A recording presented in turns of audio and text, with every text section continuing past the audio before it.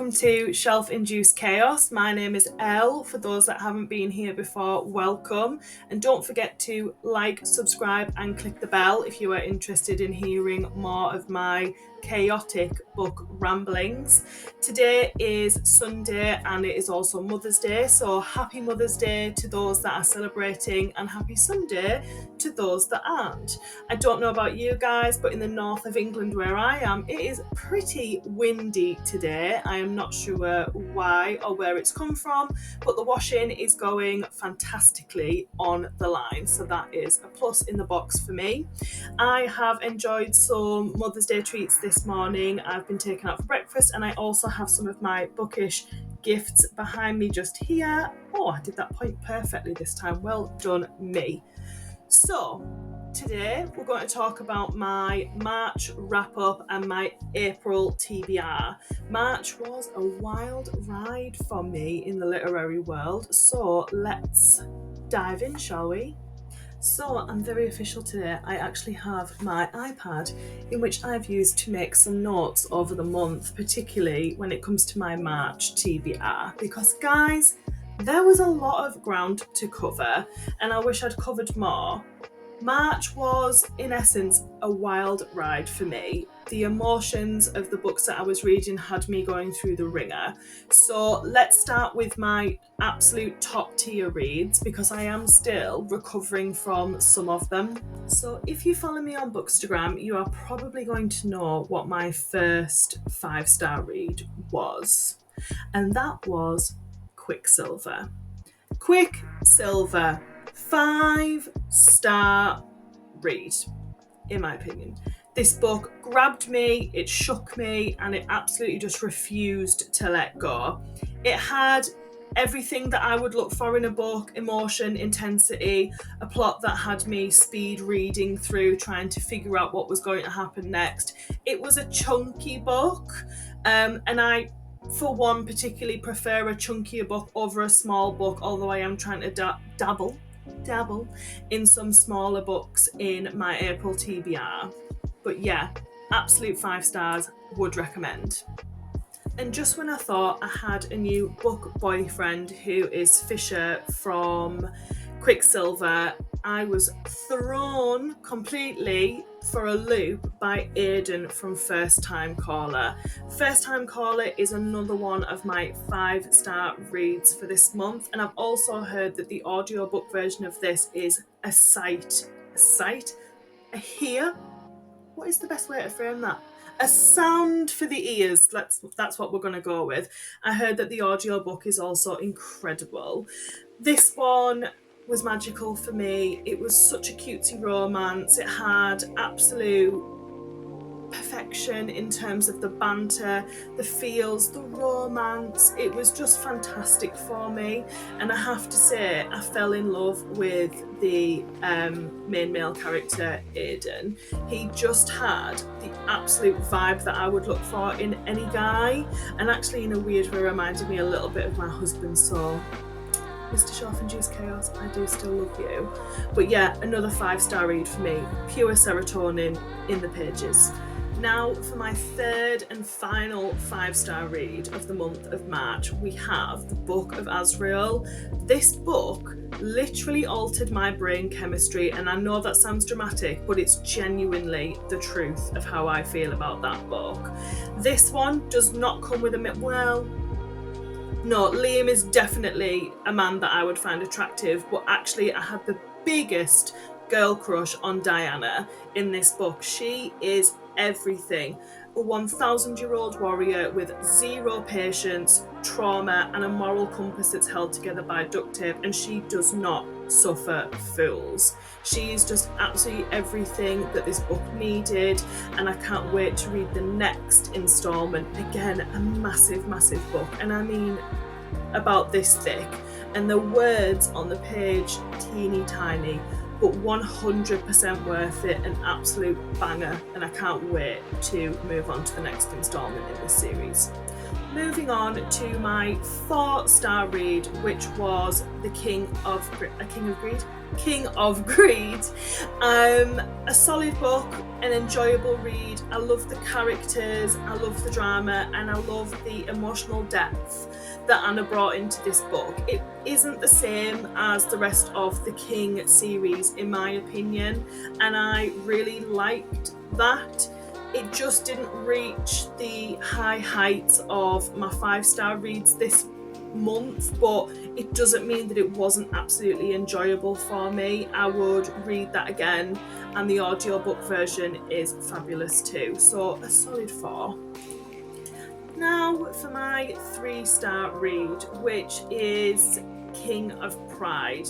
Listen, it wasn't a bad read, it just wasn't knocking my socks off either. It was kind of a chill, middle of the road read for me, in my opinion. Decent, enjoyable, not a standout. But I absolutely adore Kai as a male lead. I think he was a fantastic male lead.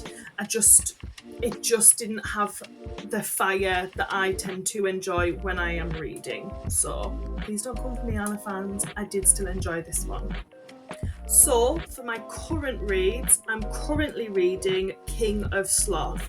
Jury is still out on this one. I'm not far enough into it to give a solid kind of review or thought process, but I'm definitely intrigued and I'm definitely enjoying it currently.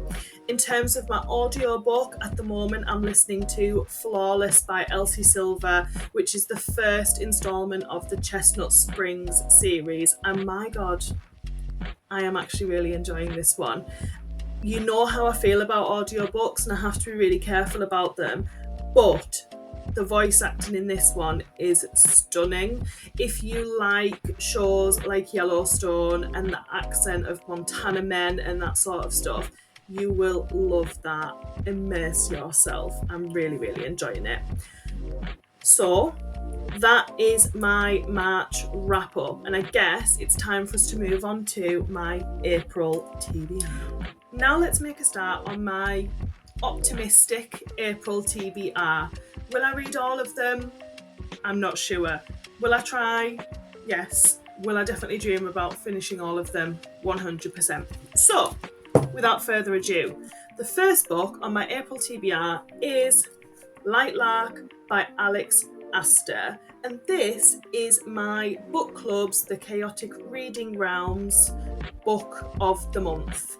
The book team are all really excited to get a start with this one, and we will be making a start on Tuesday. Is that the 1st of April? Is there 30 days in March or 31? Anyway, why am I digressing? I'm having this conversation with myself right now.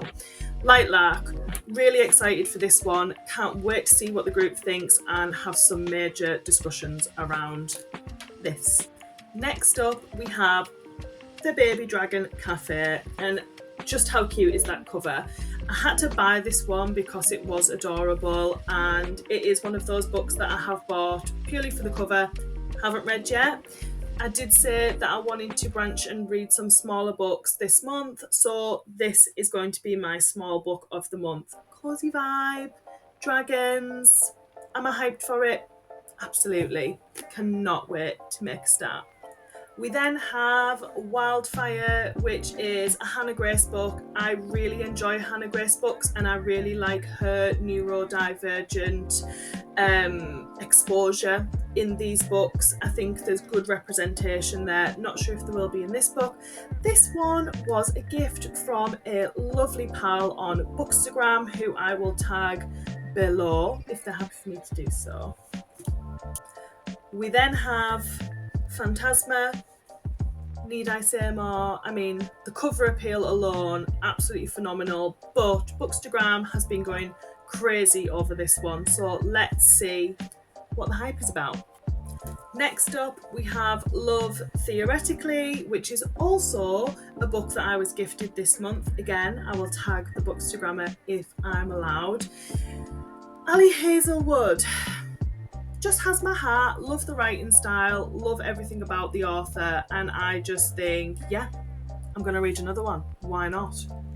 We then have Deep End, which is a book I've had for a little bit of time now, and I keep going to read it. It's on my TBR every month, and for some reason I just don't get there with it. So this might be my first April read so that I can get this one read.